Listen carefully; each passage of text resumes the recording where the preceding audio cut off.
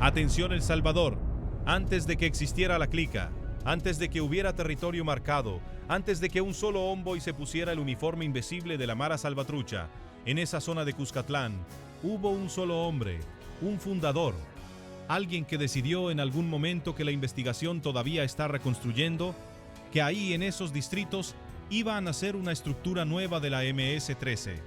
Hoy ese hombre tiene nombre, tiene alias y tiene una sentencia. 45 años de prisión, la condena más dura que contempla la ley salvadoreña para un pandillero. Se llama Santos Aníbal López Aragión. Le dicen Dragón. Y no cayó solo, cayó junto a otros 125 integrantes de la misma estructura en la sentencia colectiva más grande que se ha dictado en El Salvador durante este mes. ¿Cómo se prueba años después que un hombre fue el fundador de una clica completa?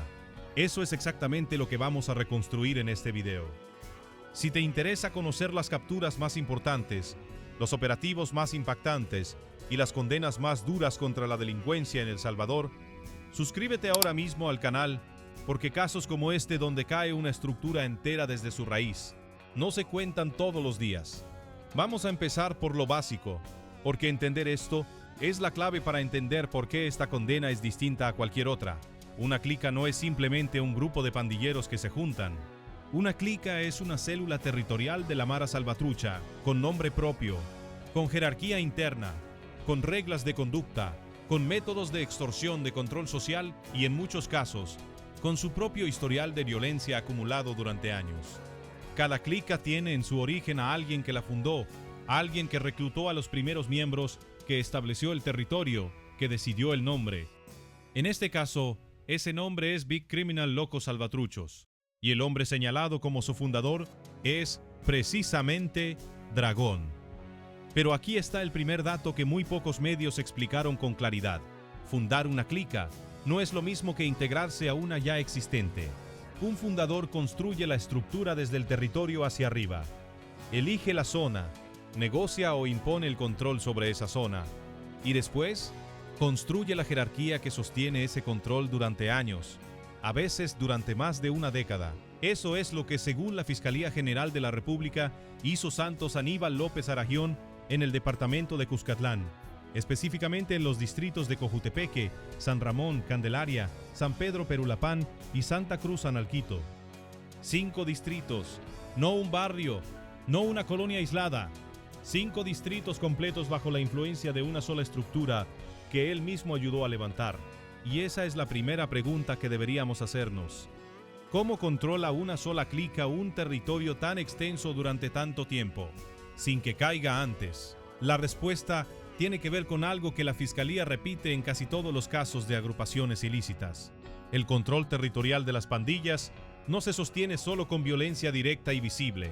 Se sostiene con una red de información, de extorsión constante a comercios y familias, de vigilancia sobre quién entra y quién sale de la zona, y de una jerarquía interna que reparte responsabilidades para que la estructura no dependa de una sola persona. Es precisamente esa jerarquía la que terminó siendo la prueba en su contra. Porque aquí llega el segundo dato que pocos han explicado bien. Dentro de la MS-13 no todos los condenados tienen el mismo rango, y eso se refleja directamente en la duración de sus condenas. En este caso, del total de 126 procesados, 69 fueron sentenciados como homeboys, el rango más alto dentro de la estructura interna, y recibieron la pena máxima, 45 años de prisión. Entre esos 69 homeboys está Dragón. Pero también están otros 2 nombres que la Fiscalía identificó como líderes internos con perfiles altos: Josué David Montes Lobato y Luis Enrique Portillo Valle. Debajo de ese primer nivel, 16 integrantes con el rango de chequeos recibieron 30 años de prisión. Un chequeo, dentro de la jerarquía de la Mara, es un rango intermedio. Ya no es un aspirante, pero todavía no tiene la autoridad plena de un homeboy. Por debajo de ellos, 24 pandilleros con rango de paro y 17 personas identificadas como colaboradores recibieron 25 años de prisión cada uno. Sumen esos números: 69 más 16, más 24 más 17. Son 126 personas condenadas en un solo proceso, por un solo delito, agrupaciones ilícitas. Y aquí es donde el caso empieza a mostrar su verdadera magnitud. No estamos hablando de una redada que atrapó a un grupo pequeño de pandilleros de bajo perfil mientras el resto de la estructura seguía intacta en la calle. Estamos hablando de una sentencia que golpeó en un solo momento judicial prácticamente toda la cadena de mando de una clica, desde el fundador hasta los colaboradores externos que apoyaban logísticamente la operación. ¿Y qué significa eso? En la práctica, para una estructura criminal, significa que la clica tal como existía deja de tener a quien obedecer. No hay un fundador libre dando órdenes. No hay envoys de alto rango disponibles para tomar decisiones. No hay chequeos para ejecutar esas decisiones, ni paros para sostener el control cotidiano del territorio, ni colaboradores para mover información o recursos desde afuera. En teoría, es el tipo de golpe que las autoridades salvadoreñas describen como decapitación completa de una estructura. Pero para llegar a un resultado así, la Fiscalía tuvo que construir un caso sólido, y eso no ocurre de un día para otro. Aquí viene una de las preguntas más importantes de todo este proceso. ¿Con qué pruebas se sostiene ante un tribunal que un hombre fundó una clica hace años? Según el comunicado oficial de la Fiscalía General de la República, la sentencia se basó en un conjunto amplio de pruebas que permitieron reconstruir tanto la organización interna de la estructura como los delitos atribuidos a cada uno de los procesados. Esto normalmente incluye testimonios de testigos protegidos, muchos de ellos exmiembros de la propia estructura, o víctimas de extorsión que decidieron colaborar con la investigación, prueba documental relacionada con movimientos, comunicaciones y patrones de actividad, y prueba pericial, es decir, análisis técnicos que respaldan la existencia y el funcionamiento de la organización. Este tipo de casos no se arma en semanas, se arma durante años de investigación paralela, mientras la estructura sigue operando en la calle, cobrando extorsiones, controlando el territorio y creyendo probablemente que nunca va a caer. Eso es lo que hace que este momento, el momento de la sentencia, sea tan significativo. No es la reacción inmediata a un hecho violento puntual, es el cierre de un proceso de vigilancia y recolección de evidencia sostenido en el tiempo. El caso fue resuelto por el Tribunal Segundo contra el Crimen Organizado de San Salvador, uno de los tribunales especializados que el sistema judicial salvadoreño utiliza específicamente para procesar casos vinculados a estructuras criminales complejas. Precisamente porque este tipo de expedientes suele incluir decenas de acusados, cientos de piezas de evidencia y meses de audiencias. Y aquí aparece otro dato que conecta directamente con el contexto más amplio del país. Este caso no ocurre en el vacío. Ocurre en medio de un régimen de excepción que desde hace varios años ha cambiado radicalmente la forma en que El Salvador enfrenta a las pandillas. Bajo ese marco, miles de presuntos pandilleros han sido capturados, y una parte importante del trabajo de la Fiscalía en los últimos años ha sido precisamente convertir esas capturas masivas en condenas sólidas, respaldadas por evidencia, capaces de resistir el proceso judicial. Casos como el de Dragón y su clica son la prueba de que ese trabajo, cuando se hace bien, no solo detiene a pandilleros individuales, desmantela estructuras completas con su fundador incluido. Pero surge una pregunta incómoda que no podemos evitar. ¿Qué pasa con el territorio que esta clica controlaba durante todo este tiempo? ¿Realmente desaparece la influencia de la estructura solo porque cayó su jerarquía completa? La experiencia en casos similares muestra que no siempre es tan simple.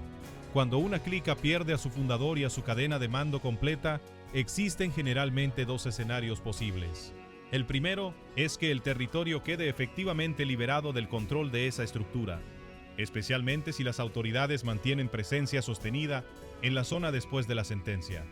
El segundo escenario, más complejo, es que remanentes de la clica, miembros que no fueron parte de este proceso judicial específico, o nuevos reclutas, intenten reorganizarse bajo otro nombre o bajo el liderazgo de alguien que no estaba en el radar de las autoridades en este momento.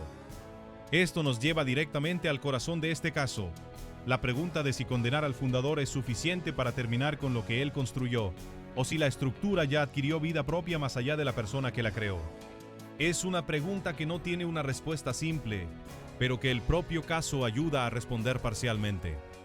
El hecho de que la Fiscalía haya logrado identificar y condenar en un mismo proceso a 126 personas, desde el fundador hasta los colaboradores externos, sugiere que la investigación no se limitó a perseguir a Dragón como individuo, sino que mapeó toda la red que él ayudó a construir. Eso reduce significativamente el margen para que la estructura se reorganice de manera inmediata, aunque no lo elimina por completo. Detengámonos un momento en algo que casi nadie explica cuando se habla de condenas masivas contra la MS-13. ¿Qué significan realmente 45 años de prisión para un hombre que, según la Fiscalía, ya llevaba años operando como fundador de una estructura criminal? En términos prácticos, bajo la legislación salvadoreña, una condena de esta magnitud equivale, en la mayoría de los casos, a una sentencia que un hombre adulto no llega a cumplir en libertad. No es una cifra simbólica pensada para generar titulares. Es, junto con la cadena perpetua para ciertos delitos agravados introducida en los últimos años, una de las penas más altas que contempla el sistema penal del país para este tipo de delito. Eso explica por qué la Fiscalía suele destacar específicamente cuando un proceso alcanza el máximo de 45 años. Es la forma más contundente que tiene el sistema judicial de decir esta persona no vuelve a la calle. Y aquí aparece otro ángulo que conecta este caso con algo mucho más grande que Cuscatlán, el lugar que ocupa la MS-13 en la política de seguridad de El Salvador durante los últimos años. Desde que se declaró el régimen de excepción, la estrategia oficial ha girado en torno a una idea central. No basta con capturar pandilleros de manera aislada, hay que desarticular estructuras completas, desde la base territorial hasta la cúpula que las dirige. Casos como el de Dragón son en ese sentido el tipo de resultado que se suele presentar como evidencia de que esa estrategia está funcionando. No una detención aislada, sino la caída documentada y sentenciada de una clica entera, con su origen incluido. Esto también ayuda a entender por qué este caso, aunque ocurrió en un solo departamento, tiene relevancia nacional. Cuscatlán no es uno de los departamentos que más aparece en las noticias sobre pandillas. Ese lugar suele ocuparlo San Salvador o zonas como Soyapango o Mexicanos. Pero eso no significa que sea menos importante. De hecho, ese es otro dato que vale la pena resaltar. Las clicas de la MS-13 no solo se concentran en las zonas urbanas más mediáticas, también construyen estructuras sólidas en departamentos más pequeños, donde a veces operan durante años con menos atención pública antes de que una investigación logre exponerlas por completo. Vale la pena detenerse también en los otros dos nombres que aparecieron junto al de Dragón entre los homeboys de mayor perfil: Josué David Montes Lobato y Luis Enrique Portillo Valle. Aunque el caso se centra en la figura del fundador, estos dos nombres representan algo igualmente importante: la segunda línea de mando, las personas que en ausencia del fundador habrían sido las encargadas de sostener la estructura. Su condena junto a la de Dragón refuerza la idea de que este golpe judicial no dejó, al menos dentro de este proceso, una figura de reemplazo inmediato dentro de la jerarquía alta de la clica. Y esto nos lleva al momento más importante de todo este caso, la razón por la que esta condena se distingue de decenas de otras sentencias similares que se han dictado contra la MS-13 en los últimos años. No es solo que cayeron 126 personas, no es solo que las penas llegaron hasta el máximo legal de 45 años, es que, entre todos los condenados, está identificado específicamente el fundador de la estructura. Eso significa que este no es un caso de la Mara pierde a otro soldado más. Es un caso de la Mara pierde, en un mismo momento judicial, a la persona que decidió que esta clica en particular debía existir. En la mayoría de los procesos contra la MS-13 que se conocen públicamente, los protagonistas suelen ser cabecillas de alto nivel dentro de una estructura ya existente, o miembros que cometieron delitos específicos de alto impacto, como homicidios o extorsiones puntuales. Es mucho menos frecuente que el sistema judicial logre identificar y sentenciar de manera explícita y documentada al fundador original de una clica territorial completa. Ese es el verdadero payoff de esta historia. No estamos viendo el final de un pandillero más, estamos viendo el cierre judicial completo del origen de una estructura criminal, desde su primera piedra hasta su última ramificación. Ahora bien, ¿qué significa esto para las comunidades de Cojutepeque, San Ramón, Candelaria, San Pedro Perulapán y Santa Cruz Analquito, que durante años convivieron con la presencia de esta clica? La Fiscalía ha señalado en distintos casos similares que este tipo de estructuras impactan directamente la vida cotidiana de las comunidades donde operan. Negocios que pagaban extorsión de manera constante, familias que veían restringida su movilidad dentro de su propio barrio y un ambiente de control permanente que, para quienes no vivieron bajo el dominio de una clica, es difícil de dimensionar completamente. Con la caída de toda la jerarquía de esta estructura, La pregunta que queda abierta para esas comunidades es si el vacío de poder se traduce en más seguridad o en un reacomodo temporal mientras otras estructuras, o remanentes de la misma clica, intentan ocupar el espacio que quedó libre. Esa es precisamente una de las razones por las que este tipo de casos se sigue de cerca. La sentencia es el cierre de un capítulo judicial, pero no necesariamente el cierre completo de la historia. Lo que sí queda absolutamente claro, con la información disponible hasta ahora, es el resultado judicial. 126 personas condenadas por agrupaciones ilícitas, con penas que van desde los 25 hasta los 45 años de prisión, en un proceso llevado por el Tribunal Segundo contra el Crimen Organizado de San Salvador, con base en prueba documental, pericial y testimonial recopilada por la Fiscalía General de la República. Entre esas 126 personas, el nombre que convierte este caso en algo distinto: Santos Aníbal López Aragión, alias Dragón, señalado como fundador de la clica Big Criminal Locos Salvatruchos. ¿Qué es lo que probablemente venga después de esta sentencia? En procesos de esta magnitud, es común que se abran instancias de apelación por parte de la defensa de algunos de los condenados, especialmente entre quienes recibieron las penas más altas. También es habitual que la Fiscalía continúe investigando posibles ramificaciones de la estructura que no hayan sido incluidas en este proceso específico, incluyendo colaboradores adicionales o vínculos con otras clicas de la misma zona o de zonas vecinas dentro del propio departamento de Cuscatlán. Y hay una última pregunta que probablemente ya te estés haciendo. ¿Qué pasa con las familias y comerciantes que durante años pagaron extorsión a esta estructura? ¿Recuperan algo de lo que perdieron? En la mayoría de los procesos de este tipo, la sentencia penal por agrupaciones ilícitas se enfoca en sancionar la existencia y el funcionamiento de la organización criminal. Como tal, no necesariamente en resolver caso por caso cada episodio de extorsión sufrido por cada víctima individual. Eso significa que, aunque la caída de la estructura representa un alivio real para las comunidades afectadas, el proceso de reparación económica y social suele ser mucho más lento y en muchos casos incompleto. Es una de las razones por las que incluso después de sentencias tan contundentes como esta, muchas comunidades siguen reconstruyendo. Durante años, la confianza y la estabilidad que perdieron mientras la clica operaba con control casi total sobre su territorio. Con todo esto sobre la mesa, el caso de Dragón deja de ser simplemente una cifra más dentro de las estadísticas de condenas contra la MS-13 y se convierte en un ejemplo casi de manual de cómo nace, cómo crece y cómo termina cayendo, pieza por pieza, una estructura criminal completa en El Salvador. Hay todavía otro elemento de este caso que conviene explicar, porque suele generar confusión. ¿Por qué la Fiscalía procesa a colaboradores externos, personas que ni siquiera tienen rango formal dentro de la pandilla, con penas tan altas como 25 años? La respuesta tiene que ver con cómo entiende la ley salvadoreña el delito de agrupaciones ilícitas. No hace falta portar un arma, cometer un homicidio o llevar tatuajes visibles para ser considerado parte de la estructura criminal ante un tribunal. Basta con que la evidencia demuestre que la persona prestaba apoyo consciente y sostenido a la organización, ya sea logístico, económico o de cualquier otro tipo, para que ese apoyo se considere parte del delito colectivo. Eso explica por qué, de los 126 condenados en este caso, 17 aparecen específicamente bajo la categoría de colaboradores. No eran necesariamente pandilleros uniformados, pero sí piezas necesarias para que la estructura de Dragón pudiera sostenerse en el tiempo. Esto también responde a una pregunta que muchos espectadores se hacen frente a este tipo de casos. ¿Por qué a veces parece que cae más gente de la que uno esperaría en un solo proceso judicial?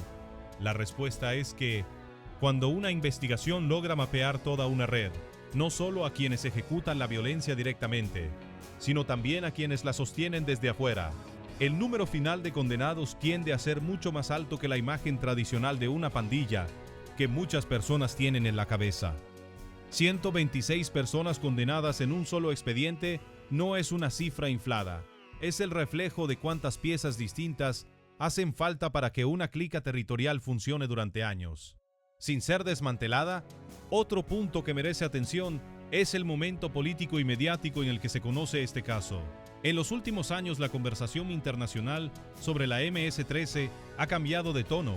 Ya no se habla solo de pandilla callejera. sino de estructura clasificada en distintos países como organización, con capacidad de operar más allá de las fronteras salvadoreñas, con procesos judiciales abiertos también en Estados Unidos contra algunos de sus líderes de mayor jerarquía. En ese contexto, cada condena que El Salvador logra sostener dentro de su propio sistema judicial, con pruebas documentadas y sentencias firmes, se convierte también en parte de un relato más amplio, el de un país que busca demostrar caso por caso que es capaz de desarticular estas estructuras desde adentro, sin depender únicamente de operativos policiales o militares, sino también de procesos judiciales sólidos que resistan el tiempo y la apelación. Lo que este caso deja, más allá de los números y de las cifras de condena, es una especie de mapa completo de cómo se construye, se sostiene y finalmente se desmantela una estructura criminal territorial en El Salvador. Un fundador que decide crear una clica, un territorio que se extiende a lo largo de varios distritos, una jerarquía interna que reparte roles y responsabilidades, años de control social y económico sobre las comunidades bajo su influencia, una investigación sostenida que logra reconstruir toda esa cadena y finalmente una sentencia que golpea la estructura completa desde el fundador hasta el último colaborador identificado. Ese es el recorrido que hoy termina, judicialmente, con la condena de Dragón y de los otros 125 integrantes de su clica, y es, sin duda, uno de los golpes más completos que se han documentado este mes contra una estructura de la Mara Salvatrucha en El Salvador. Si este tipo de casos te ayuda a entender cómo funcionan realmente las pandillas por dentro y cómo se están desmantelando estructuras completas en El Salvador, suscríbete al canal para no perderte los próximos casos. Y déjanos en los comentarios qué fue lo que más te sorprendió de esta historia. El rol de Dragón como fundador, la cantidad de condenados o la magnitud de las penas impuestas.